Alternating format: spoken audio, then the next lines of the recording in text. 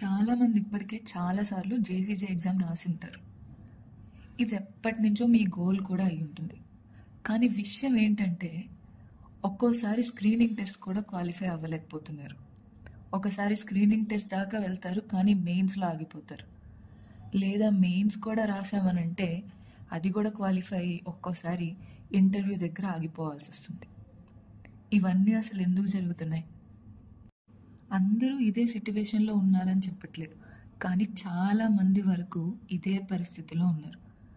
ఆ చాలామందిని అడిగితే వాళ్ళ నుంచి వచ్చే ఆన్సర్లు ఏంటంటే, కొంతమంది ప్రెషర్ అంటారు, మరికొందరు రెస్పాన్సిబిలిటీస్ అంటారు, ఇంకొందరు నాకు సరిగ్గా గైడెన్స్ లేదంటారు.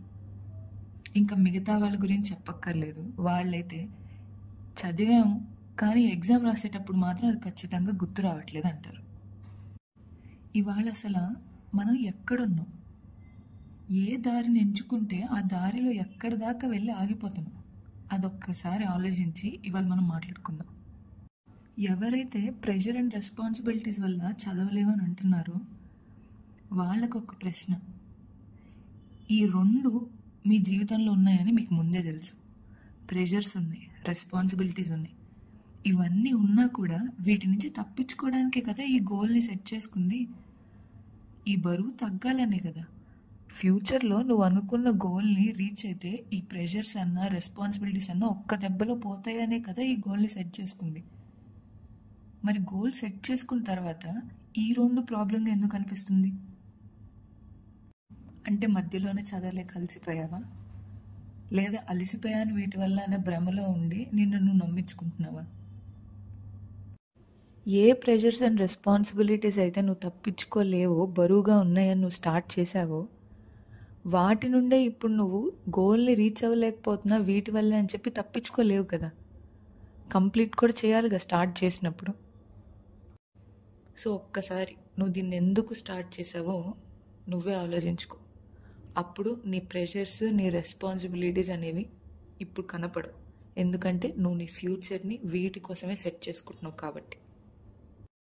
ఇప్పుడు ఇంకొంతమంది ఏం ప్రాబ్లం చెప్తున్నారో దాని గురించి మాట్లాడుకుందాం. చాలామంది గైడెన్స్ లేదు నాకు అని అంటారు. అసలు గైడెన్స్ అంటే ఏంటి? ఈ గైడెన్స్ అనేది ఇంకొకరు నీకు ఇస్తేనే నీకు వస్తుందా? అంటే ఇంకొకరు నీకు ఈ గైడెన్స్ ఇస్తేనే నీకు జాబ్ వస్తుందా? మరి అలా అయితే కోచింగ్ సెంటర్లో కోచింగ్ తీసుకున్న అందరికీ జాబ్ రావాలి, ఎందుకంటే అక్కడ చాలా గైడెన్స్ ఇస్తారు. మరి అందరికీ ఎందుకు రావట్లేదు ఒకే రకమైన గైడెన్స్ ఇస్తున్నా? ఎందుకని కొంతమందే క్వాలిఫై అవ్వగలుగుతున్నారు కోచింగ్ తీసుకున్న అంతమందిలో? సో ఇక్కడ గైడెన్స్ అంటే ఒకళ్ళు నీకు ఇచ్చేది కాదు, నీ అంతట నువ్వు సెల్ఫ్ గైడ్ చేసుకొని ఈ పాత్లో ఎలా నడవాలి అనేదే గైడెన్స్. అలా అని కోచింగ్ తీసుకోవడం తప్పనట్లేదు, కానీ కోచింగ్ తీసుకుంటేనే దీంట్లో జేసీజీ ఎగ్జామినేషన్లో క్వాలిఫై అవుతావు అనుకోవడం తప్పు. చదవాలి, సాధించాలి అని నీకు పట్టుదల, క్రమశిక్షణ లేనంత వరకు ఎన్ని కోచింగ్లు తీసుకున్నా, ఎంత డబ్బులు కట్టినా, ఎన్ని ఎగ్జాములు రాసినా అది రాస్తూ పోవటమే తప్ప దాంట్లో క్వాలిఫై అవ్వలేరు. ఇక్కడ కావాల్సింది సెల్ఫ్ గైడెన్స్. నిన్ను నువ్వు ట్రాక్లో ఎలా పెట్టుకోవాలి అనే ఒక క్లారిటీ ఉన్న గైడెన్స్. సెల్ఫ్ గైడెన్స్ అంటే ఏంటి? మిమ్మల్ని మీరు ఒక ప్రణాళికలో పెట్టుకోవడం, టైం టేబుల్. ఈ టైం టేబుల్ అంటే ఏ రోజు ఏం చదవాలనే టైం టేబుల్ కాదు. ఎలా చదవాలి, ఏ సోర్స్ నుంచి చదవాలి, చదివింది ఎలా గుర్తుపెట్టుకోవాలి, మీ నాలెడ్జ్ని ఎలా టెస్ట్ చేసుకోవాలి అనే ఒక స్కెడ్యూల్ మీ మైండ్లో ఉండాలి. కొత్తవి నేర్చుకుంటానే ఉండాలి, తెలుసుకుంటానే ఉండాలి, వీటన్నిటినీ చదువుతానే ఉండాలి, ప్రతిరోజు ఈ నాలెడ్జ్ని రెట్టింపు చేసుకుంటానే ఉండాలి అనే నీ ఆలోచన వల్లే, నీకు పుట్టే ఆశ వల్లే ఈ జాబ్ అనేది వస్తుంది. ఒకళ్ళు మనకి చెప్పింది నేర్చుకుంటే వాళ్ళు మనకి ఎంతవరకు చెప్పాలనుకుంటున్నారో అంతవరకే నేర్చుకోగలుగుతాం. అదే మనం సొంతంగా నేర్చుకోవడం మొదలు పెడితే అది బుక్స్ నుంచి, వీడియోస్ నుంచి, articles, news, legal updates, judgments అని ఇలా ఎన్నో ఎన్నో ఎన్నో ఎన్నో ఐడియాలు వస్తాయి ఎలా నేర్చుకోవాలి, ఎలా చదవాలి అనే దాని మీద. మనం సొంతంగా నేర్చుకునే దానికి లిమిట్ ఉంటుందా? నేర్చుకోవాలి, సాధించాలి అని ఉండే తపనకి ఆశ ఉంటుంది కానీ అడ్డుండదు. So start yourself guidance today.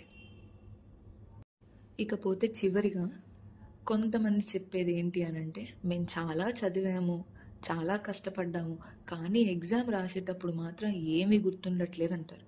ఇప్పుడు ఈ కేటగిరీలో ఉండే ఆస్పిరెంట్స్ గురించి మాట్లాడుకుందాం. ఒక చిన్న ఉదాహరణకి, స్కూల్లో చదివే ఏబిసిడి లైన్గా చెప్పమంటే ఆపకుండా ఇప్పుడు కూడా ఫాస్ట్గా చెప్పేస్తారు. ఏదైనా సినిమాలో పాట కనుక నచ్చితే లిరిక్స్ మర్చిపోకుండా లైన్ టు లైన్ పదాలు అలా ఉండేటట్టే పాడేస్తారు.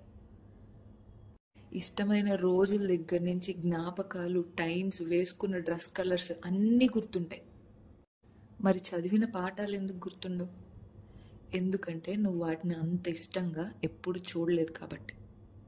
నీ గోల్ ఇష్టంగానే ఉంది, కానీ నువ్వు చదవటం మాత్రమే కష్టం అనుకుంటూ చదువుతున్నావు ప్రతిరోజు.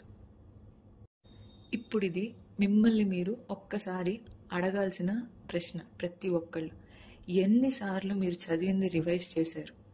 ఎన్నిసార్లు నీకు నువ్వు కళ్ళు మూసుకొని సెక్షన్స్ అని, చాప్టర్స్ అని, లేదా కష్టమైన కాన్సెప్ట్స్ అని మీకు మీరు ఎక్స్ప్లెయిన్ చేసుకున్నారు? ఎన్నిసార్లు, లేదా మీ దగ్గరున్న వాళ్ళకైనా, పక్కన వాళ్ళకైనా, ఎవరికైనా చెప్తున్నట్టు, ఎక్స్ప్లెయిన్ చేస్తున్నట్టు బ్లాక్ బోర్డ్ మీద మీ రూమ్లోనే పెట్టుకొని రాసుకొని ఎన్నిసార్లు దాన్ని చూశారు, ఎన్నిసార్లు దాన్ని గమనించారు, ఎన్నిసార్లు దాన్ని చెప్పుకోగలిగారు? చూడకుండా ఎంతసేపు ప్రాక్టీస్ చేశారు? ఎన్ని మాక్ టెస్ట్ ఎగ్జామ్స్ రాశారు? ప్రతిరోజు ఇదే. ఎగ్జామ్ ఉన్నప్పుడు, నోటిఫికేషన్ పడినప్పుడే కాకుండా ప్రతిరోజు ఇదే. ఒక టైం టేబుల్ లాగా, ఒక స్కెడ్యూల్ లాగా మిస్ కాకుండా కంటిన్యూస్గా ఎంతమంది ఫాలో అయ్యారు? ఇవన్నీ ప్రశ్నలు వేసినప్పుడు మీకు ఒక ఆన్సర్ తెలుస్తుంది కదా. ఆ ఆన్సర్లోనే మీకు అర్థం అవ్వాలి ఎందుకు క్వాలిఫై అవ్వలేకపోతున్నారు అనేది. చివరిగా ఒకటి ఏంటంటే, తెలివిలేని చదువు అనేది వ్యర్థం. ఇక్కడ తెలివి అంటే ఎలా చదవాలో తెలియకపోవడం. పోనీ ఎలా చదవాలో తెలిసినా కూడా సాకులు వెతుక్కొని దాని నుంచి కారణాలు చెప్పి తప్పించుకోవడం. నీకు నువ్వే చాలా కష్టపడిపోయానని చెప్పి, అయినా కానీ మార్కులు రాలేదు, క్వాలిఫై అవ్వలేదని చెప్పి ఒక నలుగురిని పెట్టుకొని వాళ్ళ ముందు ఏడవటం కాదు. ఎందుకు రాలేదని ఆలోచిస్తే బదులు ఏం చేస్తే వచ్చేదో ఒక్కసారి ఆలోచించి నీకు నువ్వు కూర్చొని దాన్ని నువ్వు రాసుకొని తెలుసుకో. ఈ నిజాన్ని నువ్వు ఒప్పుకొని నీ తప్పుల్ని కరెక్ట్ చేసుకున్న రోజు నువ్వు ఖచ్చితంగా సెల్ఫ్ గైడెన్స్లో ఉన్నట్టే, సాధించడానికి రెడీగా ఉన్నట్టే.